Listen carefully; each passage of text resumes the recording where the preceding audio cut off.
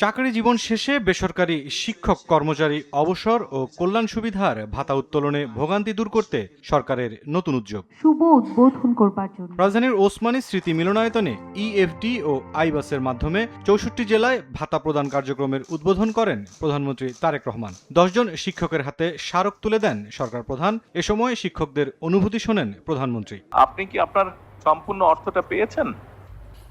জি। অতীতে ভাতা উত্তোলন করতে গিয়ে শিক্ষকদের ভোগান্তির কথা তুলে ধরেন প্রধানমন্ত্রী। জানান, ফ্যাসিবাদী সরকারের লুটপাট থেকে রক্ষা পায়নি শিক্ষকদের কল্যাণ তহবিল।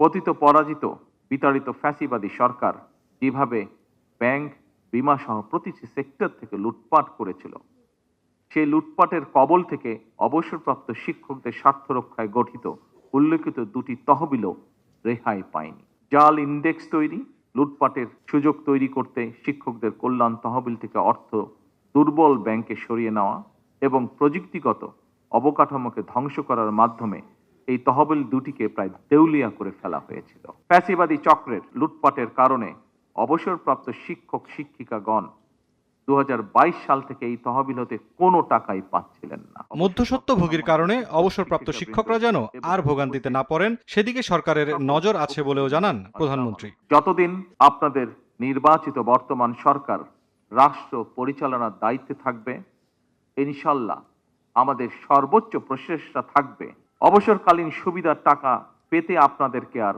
অফিসে অফিসে ঘুরতে হবে না। আমাদের সর্বোচ্চ চেষ্টা থাকবে ইনশাল্লাহ আর কোনো ভোগান্তি আপনাদেরকে পোহাতে হবে না এই সংক্রান্ত বিষয়।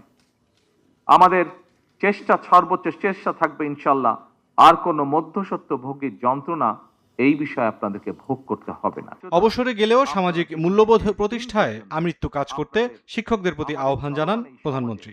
আলোকবর্তিকা হিসেবে ভূমিকা রাখবেন ইনশাল্লাহ। মুরসালিন হক জুনায়েদ, সময় সংবাদ, ঢাকা।